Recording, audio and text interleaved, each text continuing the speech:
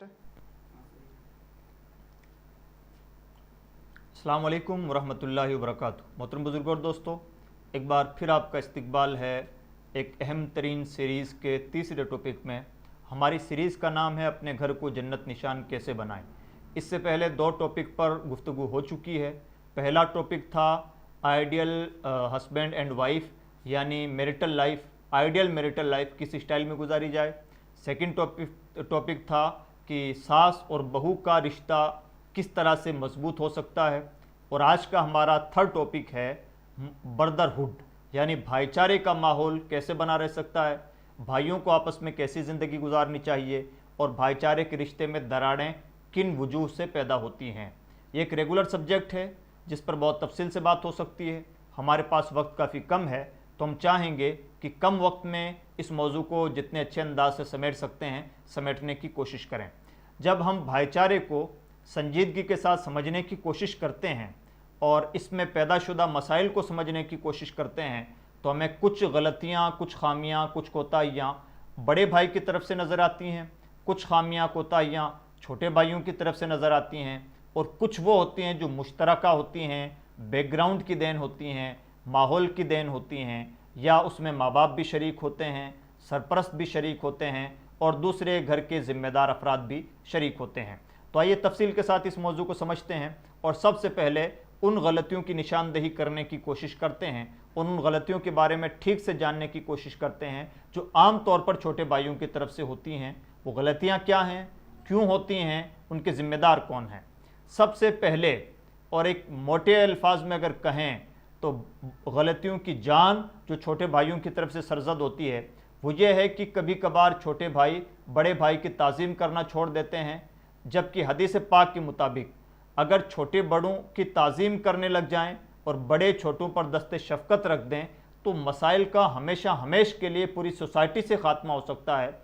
भाइयों का भाईचारा तो बहुत आसान चीज़ है, पूरी दुनिया में एक अमन व अमान की फ़ज़ा कायम हो सकती है। इसलिए कि जहाँ कहीं भी दो इंसान आमने सामने होंगे, जाहिर सी बात है कोई छोटा होगा कोई बड़ा होगा। अगर कोई छोटा अपने से बड़े को बड़ा समझकर उसकी ताज़ीम करने लग जाए और बड़ा छोटे को छोटा समझकर उस पर दस्ते शफ़क़त रख दे तो कोई वजह नहीं कि वहाँ पर झगड़ा पैदा हो। बुनियादी तौर पर यह फ़लसफ़ा एक छोटे भाई को अपने बड़े भाई के ताल्लुक़ से अपने जहन में बिठाना चाहिए। हर हाल में उसकी ताज़ीम, बात करने में अदब व आदाब, गुफ्तगू का सलीका, हर तरह से उसकी ताज़ीम का जो हक़ बनता है वो वैसे ही उसको ताज़ीम दे जिस तरह से अपने बाप को ताज़ीम दिया करता है या अपने बड़ों को ताज़ीम दिया करता है।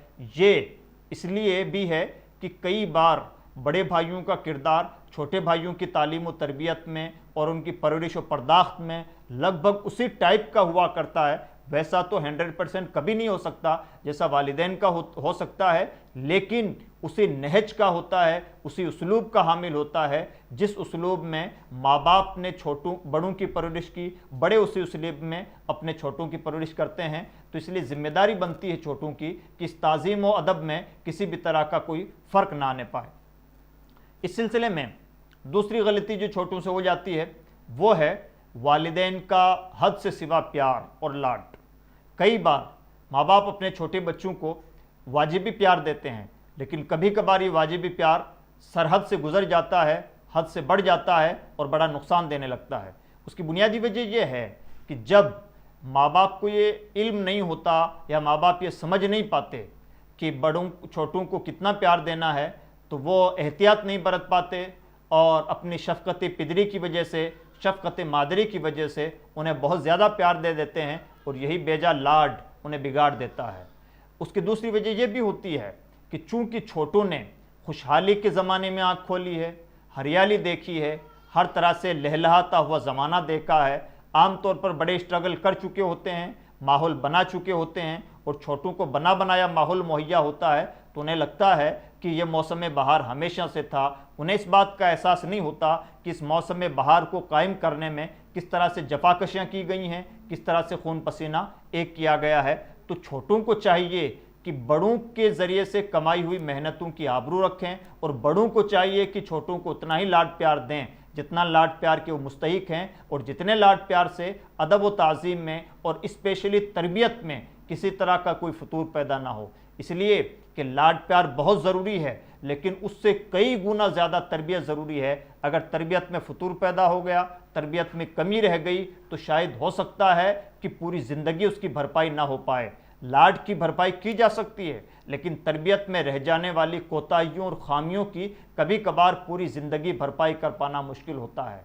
बचपन का ज़माना बच्चों की बिगाड़ का ज़माना भी होता है, ये उठान का ज़माना होता है। उठान अच्छी हो गई तो बच्चों की फ़िक्र अच्छी हो जाती है, आदतें अच्छी हो जाती हैं, सोसाइटी अच्छी हो जाती है, जहन अच्छा हो जाता है। बचपन बिगड़ा तो बचपन बिगड़ने के साथ सोसाइटी बिगड़ जाती है, आदतें बिगड़ जाती हैं, और शॉर्ट में कहें तो पूरी ज़िंदगी बिगड़ जाती है। और कई बार इस बिगाड़ में माँ बाप का बेजा लाड और प्यार भी शामिल होता है। इससे कोई इनकार नहीं कि लाड प्यार होना चाहिए, लेकिन इससे भी इनकार नहीं होना चाहिए कि तरबियत उससे भी कई गुना ज़्यादा नागुज़ीर है। कई बार छोटे बच्चे, छोटे भाई फैशन का शिकार हो जाते हैं, सोहबत बद का शिकार हो जाते हैं। यानी खुशहाली के माहौल की वजह से, आसाइशों के ज़मानों की वजह से वो खुशफहमियों की जन्नत में रहने लगते हैं। वो लहलहाते हुए बागात देखते हैं तो उन्हें उसी में मज़ा मिलने लगता है, और उसी को वो अपनी ज़िंदगी की कुल मता समझने लगते हैं। माँ बाप को इस पर बहुत सीरियसली नज़र रखने की ज़रूरत है, इस एंगल से कि अगर माँ बाप ने अपने छोटे बच्चों की सोहबत पर तवज्जो ना दी, बच्चों की सोहबत बिगड़ गई, तो कई बार हमने शरीफ घरानों में भी ऐसे शरारती किस्म के बच्चों को देखा है जो सोसाइटी के लिए नंगवार का सबब होते हैं, वालिदैन के ख्वाब व ख्याल में भी नहीं होता। और ऐसा इसलिए होता है कि कई बार जब कुछ वालिदैन के बड़े बच्चे शरीफ होते हैं, अच्छे होते हैं, मुअज़्ज़ज़ होते हैं, मेहनती होते हैं, तो वो अपने जहन व दिमाग में ये खुशफहमी पाल लेते हैं कि गोया आने वाली हमारी नस्लें भी उसी चाल पे चलेंगी। वो चाल पे चल भी सकती हैं, लेकिन इसके लिए वालिदैन को स्ट्रगल करना होगा। हर बच्चा अपने आप में एक मुस्तकिल दुनिया है। अगर चंद बड़े बच्चे बाशऊर हो गए हैं, ज़िम्मेदार हो गए हैं, शरीफ हो गए हैं, पढ़ लिख गए हैं, तो इसका यह मतलब हरगिज़ नहीं होता कि आने वाली तमाम नस्लें भी पढ़ी लिखी होंगी, आने वाली तमाम नस्लें भी समझदार, ज़ी शऊर, बालिग नज़र और ज़िम्मेदार होंगी। इसके लिए रेगुलर स्ट्रगल की ज़रूरत है। अगर माँ बाप ने ज़रा सी भी खुशफहमी पाली तो बहुत मुमकिन है अपने एक बच्चे से हाथ धो बैठें या चंद बच्चे खो बैठें और हमेशा के लिए उन्हें भूल जाएं, और उन्हें एहसास भी ना हो कि हमारा कितना बड़ा नुकसान हो चुका है। इसलिए बच्चों की सोहबत पर बहुत स्पेशल नज़र रखने की ज़रूरत है। उनकी सोसाइटी कैसी है, उनकी सोसाइटी में बैठने वाले बच्चे कैसे हैं, वो बच्चे पढ़ने लिखने में जी चुराने वाले हैं या मेहनती हैं, किस मिजाज के बच्चे हैं। वालिदैन को बुनियादी तौर पर इस बात पर फोकस करना होता है, वरना आज की नस्ल में हम एक पूरी नस्ल को जानते हैं जो बचपन में ही नशे की शिकार हो जाती है, फैशन की नज़र हो जाती है, सोहबत बद का शिकार होकर के तालीम से जी चुराने लगती है। और स्पेशली मुझे बात कहते हुए बड़ा दुख है कि जिस कम्युनिटी से मैं इस वक्त खिताब कर रहा हूँ, हमारे मुस्लिम समाज में एजुकेशन का जो रेशो है, एजुकेशन का जो ग्राफ डाउन है, उसकी बुनियादी वजह है बुरी सोसाइटी। आमतौर पर हमारे बच्चे, हमारे छोटे छोटे बच्चे उन बच्चों की सोहबतों में परवान चढ़ते हैं जिन बच्चों ने 10वीं और 12वीं तक की पढ़ाई की है, 10-12 तक उनकी कुल दुनिया होती है। जाहिर सी बात है इस सोसाइटी में परवरिश पाने वाले बच्चे, हमारे बच्चे PhD होल्डर तो नहीं हो सकते। लिहाजा माँ बाप की बहुत बड़ी जिम्मेदारी बनती है कि माँ बाप अपने बच्चों की सोसाइटी पर, उनकी सोहबतों पर, उनके रहन सहन पर, उनके दोस्तों पर बहुत गहरी नज़र रखें।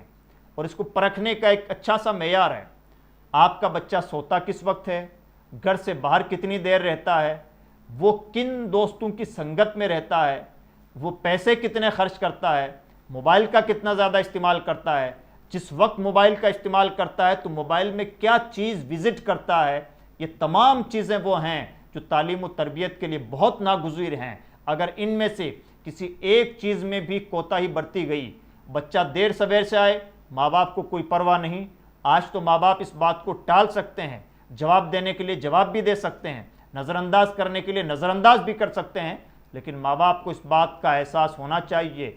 बहुत मुमकिन है देर तक घर से बाहर रहने वाला बच्चा शराबी बन चुका हो, बहुत मुमकिन है घर से देर तक बाहर रहने वाले बच्चे का किरदार मुतासिर हो चुका हो, बहुत मुमकिन है कि बुरे लोगों की सोहबतों में बैठने वाला बच्चा अपने फ्यूचर के ताल्लुक से अनपढ़ रहने का फैसला कर चुका हो। जब आपके हाथों में आपके कमाए हुए पौधे नहीं हैं तो उन पौधों की शक्ल क्या होगी ये आप डिसाइड नहीं करेंगे, उन बच्चों की सोसाइटी डिसाइड कर रही है। आपकी बुनियादी जिम्मेदारी बनती है कि आप अपने बच्चों की सोसाइटी पर भरपूर निगाह रखें। इस सिलसिले में ज़रा सी भी कोताही, ज़रा सा भी लाड प्यार, मामूली सी भी नज़रअंदाजी ये ज़हरे हलाहल के बराबर साबित हो सकती है।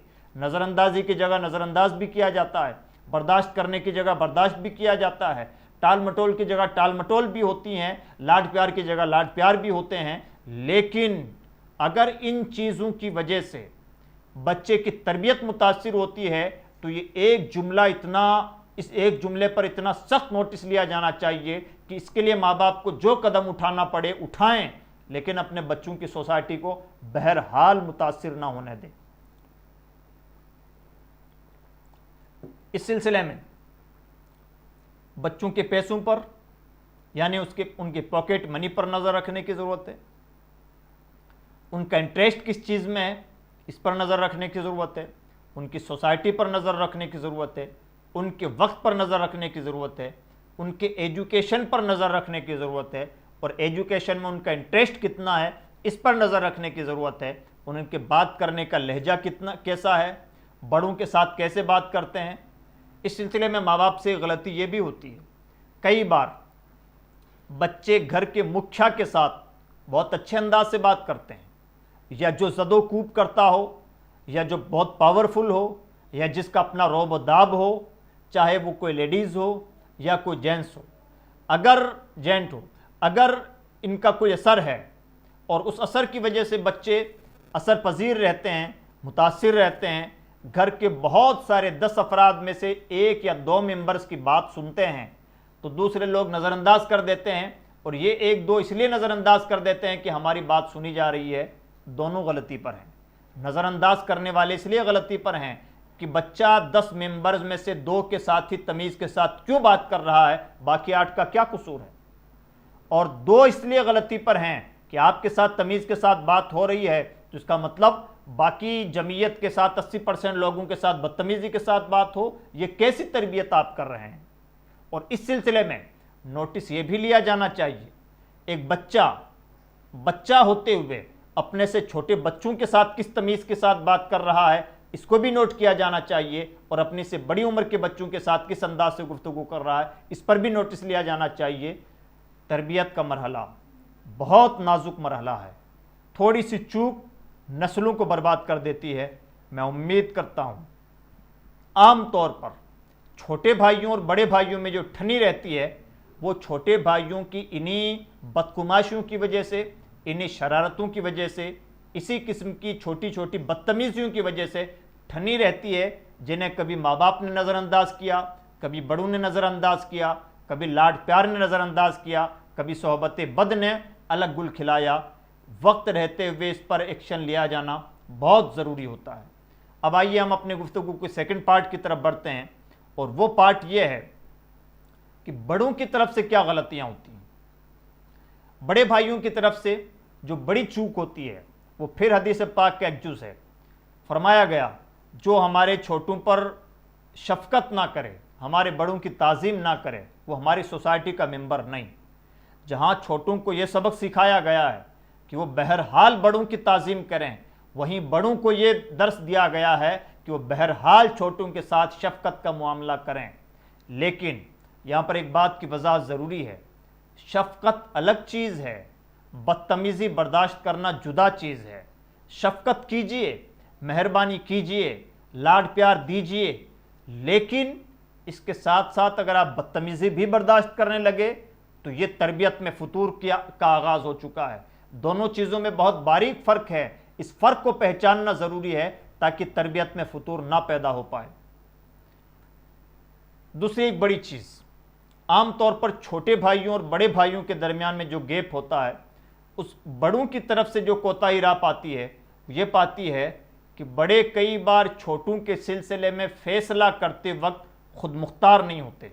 वो अपने दिलो दिमाग से फ़ैसला नहीं करते, वो या तो अपने घर से मुतासिर होकर फ़ैसला करते हैं या कोई बात कहते हैं, या अपने सोसाइटी से मुतासिर होकर बात कहते हैं। स्पेशली इस सिलसिले में बड़ों से ये चूक होती है कि वो अपने अज़वाज, अपनी अहलिया या अपनी बीवियों के मशवरों के मुताबिक छोटों के मुतालिक कोई फ़ैसले करते हैं, और ये फ़ैसले कई बार उन्हें गलत डगर पे ले जाते हैं और घर के टूटने का सबब बन जाते हैं। इसलिए जब भी कोई बड़ा अपने छोटों के सिलसिले में कोई फ़ैसला करे तो उसे चाहिए कि वो फ़ैसला उसका ज़ाती फ़ैसला हो, उस फैसले में वो खुद मुख्तार हो, उसका अपना दिमाग काम कर रहा हो, वो किसी के मातहत ना हो, दस्ते नगर ना हो, किसी का मोहताज ना हो, किसी के कहने की बुनियाद पर फैसला ना करे, अपने दिमाग से फैसला करे। जहां बड़ों ने ये काम शुरू किया, बहुत मुमकिन है कि गैप खत्म हो जाए। तीसरी चीज़ जो एक बड़ी गलती होती है, जिसको दोनों तरफ के तबकात नहीं समझ पाते, कई बार छोटे नहीं समझ पाते, कई बार बड़े नहीं समझ पाते, वो है जनरेशन गैप।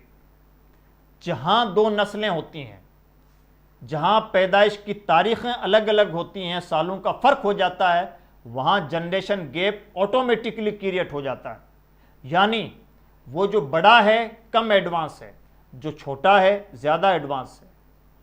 जो बड़ा है वो पुराने ज़माने का है, टेक्नोलॉजी से, साइंस से, नई दुनिया से बहुत मुमकिन है कि कम जुड़ा हुआ हो। छोटा जो है बहुत मुमकिन है कि ज़्यादा जुड़ा हुआ हो। इसका अपोजिट भी हो सकता है।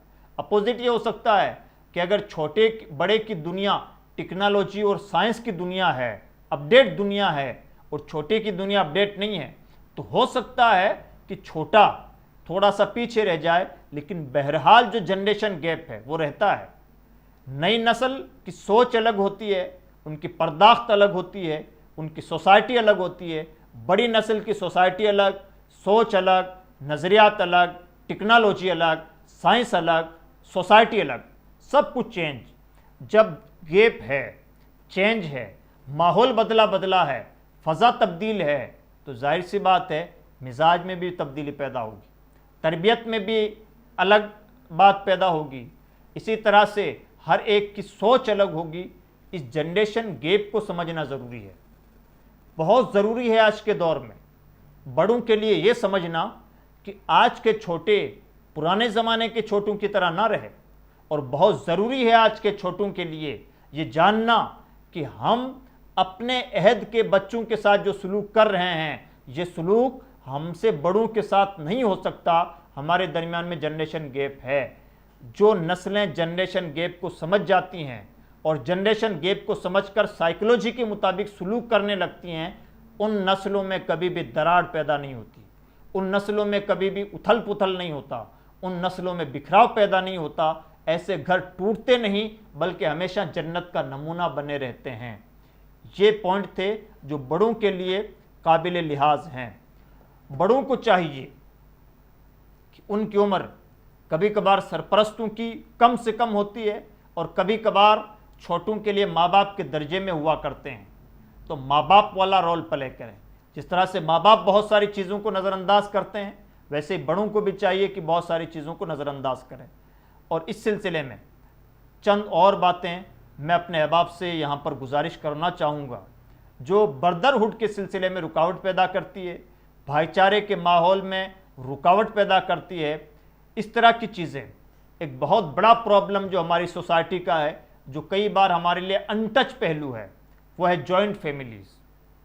कई फैमिली जब एक ही घर में रहती हैं, जाहिर सी बात है घर में आने वाली हर बहू का एक अलग कल्चर है, उसकी तरबियत अलग, उसका मिजाज अलग, उसकी उठान अलग, उसकी जवानी अलग, उसका बचपन अलग, उसके एजुकेशन अलग, सब कुछ अलग। एक घर में अगर 5 बहुएँ हैं, 4 हैं, 6 हैं, 10 हैं, जाहिर सी बात है 10 मिजाज हैं। बेटे एक मिजाज के हो सकते हैं, एक घर का माहौल एक जैसा हो सकता है, लेकिन बहुएँ जो 10 घरों से आई हैं, 4 घरों से आई हैं, उनमें से हर एक का कल्चर अलग, मिजाज अलग, सोसाइटी अलग, एजुकेशन लेवल अलग, तबीयतें अलग। अब जो दरार पैदा होने लगती है, उस दरार को ख़त्म करने के लिए बहुत दानिशवरी की ज़रूरत होती है, बहुत जिद्दोजहद की ज़रूरत होती है। इस्लाम इसीलिए हमें एक उसूल देता है, इस्लाम में जॉइंट फैमिली का उतना ज़्यादा तसव्वुर नहीं जितना सेपरेट फैमिली का तसव्वुर है। इस्लामी नुक्ता नज़र से एक मर्द जब किसी औरत से निकाह करता है तो निकाह के साथ ही वो नानो नफ़का भी अपने ज़िम्मा लेता है। नानो नफ़का के मिन जुमला मतालिब में एक बुनियादी मतलब ये है, औरत को उसका मामूल का ख़र्चा दिया जाए, उसको मुनासिब कपड़े दिए जाएं और रहने के लिए सेपरेट मकान दिया जाए। सेपरेट मकान की तारीफ़, डिफिनेशन इससे पूरी हो जाती है कि उसको एक ऐसा सेफ कमरा ही मिल जाए जिसमें वो कुंडी लगा सके। ये है तो उसको सेपरेट कहा जा सकता है, ये एक इस्लामी एंगल है। लेकिन आज के इस दौर में, पुरफितन ज़माने में, नए ज़माने में, जब जनरेशन अलग नज़रियात की हामिल हो चुकी है, जब हया के पर्दे उठते जा रहे हैं, उस माहौल में रियल में ये ज़रूरी हो चुका है कि मकान हर तरह से सेफ। और इस सिलसिले में सबसे बेहतर जो हमारी रहनुमाई करती है, बहुत पहले और बहुत एडवांस, वह है पैगम्बर इस्लाम सल्लल्लाहु अलैहि वसल्लम की हदीस, और जिसकी तरफ आम तौर पर घर के ज़िम्मेदारों की नज़र नहीं जाती, या घर के ज़िम्मेदार जानबूझकर उसको नज़रअंदाज करते हैं, और ये बहुत मुजरिमाना काम है। वो ये है कि जहाँ जिस फैमिली में बहुत सारी गैर महरम औरतें और गैर महरम मर्द यकजा रहते हों, चाहे उनकी शक्ल देवर और भाभी की हो, या देवरानी और जेठ की हो, या कोई भी शक्ल हो, अगर इस तरह की शक्लें हैं, या नौजवान सास है और बहुएं, ससुर है और बहुएं हैं, या इस तरह का जहाँ कहीं भी मिजाज है, या किसी घर में दामाद है, नौजवान दामाद है और नौजवान बहुएं हैं, तो जहाँ भी इस तरह की जॉइंट फैमिलीज़ हैं, फितनों के दरवाजे खुले रहते हैं। और इसी वजह से इस्लाम का कॉन्सेप्ट ये है कि जॉइंट फैमिलीज़ की एक लिमिट होनी चाहिए, उससे ज़्यादा सेपरेट फैमिलीज़ पर इस्लाम ने तवज्जो दी है, और इस पर बहुत ज़्यादा स्पेशली आज के ज़माने में फ़ोकस किया जाना चाहिए। ये फ़ोकस किया जाना हदीस रसूल के नुक्ता नज़र से भी ज़रूरी है। अल्लाह के रसूल सल्लल्लाहु अलैहि वसल्लम ने अपनी हदीस पाक में बहुत सरीह लहजे में इरशाद फरमाया कि देवर अपनी भाभी के लिए मौत का दर्जा रखता है। और अगर आज के ज़माने से इस हदीस पाक को हम कनेक्ट करें तो ये हदीस पाक गोया हमारी निगाहें खोल देने के लिए काफ़ी हैं। सर्वे में ये पाया गया है कि तकरीबन 70% जॉइंट फैमिलीज़ वो हैं जो सेपरेट नहीं हैं, और जहाँ पर बहुत सारे गुनाह के केसेस आते हैं, जहाँ क्राइम आते हैं, जहाँ रेप केसेस आते हैं, और उन केसेस में तकरीबन 70% तक घर के ज़िम्मेदार अफराद शामिल होते हैं, जिनकी शक्ल कभी देवर की होती है, कभी जेठ की होती है, कभी ससुर की हुआ करती है, और कभी घर के दिगर अफराद की हुआ करती है। पैगम्बर इस्लाम सल्लल्लाहु अलैहि वसल्लम ने जो बात बहुत क्लियर अंदाज में हमसे इरशाद फरमाई थी, आज की दुनिया का सर्वे ये बतला रहा है कि पैगम्बर की बतलाई हुई बात गोया लोहे की लकीर थी, आज प्रैक्टिकली तौर पर वो साबित हो रहा है। और इसी तरह से सर्वे में पाया गया कि जॉइंट फैमिलीज़ में 10 औरतों में से 7 औरतें वो हैं जिनका ये मानना है कि हम सेफ नहीं, भले हमारे साथ कोई सोतीला सलूक हुआ हो या ना हुआ हो, कुछ गलत हुआ हो या ना हुआ हो, भले नज़र डालने की हद तक ही बुरा हुआ हो, लेकिन कुछ ना कुछ बुरा हुआ है। अगर 70% औरतों का सर्वे में यह मानना है तो स्पेशली और दुनिया के लिए मसाइल अलग हो सकते हैं, लेकिन एक मुस्लिम कम्युनिटी इस बात को कभी भी इग्नोर नहीं कर सकती अगर शरीयत मुताहरा का मिजाज हमारा अपना मिजाज है। हमें चाहिए कि जॉइंट फैमिलीज़ की सोसाइटी से हम ऊपर उठें और सेपरेट फैमिलीज़ की तरफ अपने आप को आगे बढ़ाएं। इस सिलसिले में अगर छोटे भाइयों और बड़े भाइयों के दरमियान में कोई गैप पैदा होता है, या इस सिलसिले में सेफ्टी का कोई इशू पैदा होता है, तो इस गैप को दिलों की दूरियों का गैप नहीं माना जाना चाहिए, बल्कि उससे पहले अपने नामूस की हिफाजत की फ़िक्र होनी चाहिए। और इस सिलसिले में अगर कोई गैप पैदा हो भी जाता है शरीयत की खिलाफ वर्जी की वजह से, तो उस गैप की हमें फ़िक्र भी नहीं करनी चाहिए, बल्कि इस मौके पर सबसे ज़्यादा हमें अपने नामूस की फ़िक्र होनी चाहिए। तो अपनी सेफ्टी के नुक्ता नज़र से देखा जाए तब भी एक बहुत बड़ा इशू है, और ये ऐसा इशू है जिसकी बुनियाद पर बहुत सारे भाइयों के दरमियान में गलतफहमी पैदा हो जाती है। इसका इलाज यूँ हो सकता है कि जो भी नौजवान हैं जिन्हें किसी का देवर, किसी का जेठ, किसी का ससुर या कुछ और नंदोई या कुछ और होने का शरफ हासिल है, उन्हें चाहिए अपनी निगाहों की हिफाजत करें, अपनी इस्मत की हिफाजत करें, और अपने घर में रहने वालों की निगाहों की और इस्मत की हिफाजत चाहें। ये उनकी जिम्मेदारी बनती है, या फिर सेपरेट अपने आप को रखें, हर तरह से जुदाई के मामलात रखें, और इन मामलात को बुरा नहीं माना जाना चाहिए। आमतौर पर सोसाइटी में एक कल्चर पाया जाता है कि कई बार जॉइंट फैमिलीज का सिलसिला बड़ा दराज होता है, दादा तक की फैमिलियां एक ही साथ रहती हैं और इन्हें फ़ख्र समझा जाता है, और ऐसा समझा जाता है कि हम बड़े यूनाइट हैं, हम बड़े मुत्तहिद हैं, हमारे घर का कल्चर बहुत अच्छा है। माफ़ कीजिएगा, ये कल्चर के अच्छे होने की निशानी नहीं है, कहीं ना कहीं कल्चर में हया की कमी होने की निशानी है। इस पर बहुत सीरियस नोटिस लिया जाना चाहिए। इस तरह की जॉइंट फैमिलीज़ जहाँ पर्देदारी का ख्याल ना हो, जहाँ महरम और गैर महरम की तमीज़ हटती चली जाए, वहाँ यूनिटी किस काम की, वहाँ इत्तिहाद नज़र आने वाला दरअसल इत्तिहाद नहीं है। बहुत मुमकिन है कि अंदरूनी तौर पर बेहयाई के दरवाजे खुले हुए हों। और इस सिलसिले में सोसाइटी को भी अपना नज़रिया क्लियर करना चाहिए। एक कॉन्सेप्ट बहुत क्लियर होना चाहिए कि हमें जॉइंट फैमिलीज़ की बजाय सेपरेट फैमिलीज़ पर तवज्जो देनी चाहिए, अलग अलग फैमिलीज़ पर तवज्जो देनी चाहिए। और इस सिलसिले में हमें पार्टीशन का हामिल होना चाहिए, भले हम यूनाइट ना हो। हाँ, कोशिश ये होनी चाहिए कि मकानों की दूरियां या मकानों की जुदाई दिलों की दूरियों का सबब ना बने। एक बहुत बड़ा प्रॉब्लम जो भाइयों के दरमियान में क्रिएट होता है, जिसकी बुनियाद पर कभी कभार भाइयों में दूरियां पैदा हो जाती हैं, अफसोसनाक बात वो ये है कि कभी कभार दो भाइयों में इस बात को लेकर या चंद भाइयों में इस बात को लेकर भी दरार पैदा हो जाती है कि वालिदैन किसके खाते में रहेंगे, वालिदैन की खिदमत कौन करेगा। ये बात पैदा होना ही महरूमुल किस्मती की दलील है। वालिदैन की खिदमत ये बंदे के लिए अज़ली अबदी सादत की निशानी है। वालिदैन को बार समझना, वालिदैन की खिदमत को अपने लिए बोझ समझना, यह इंसान की कम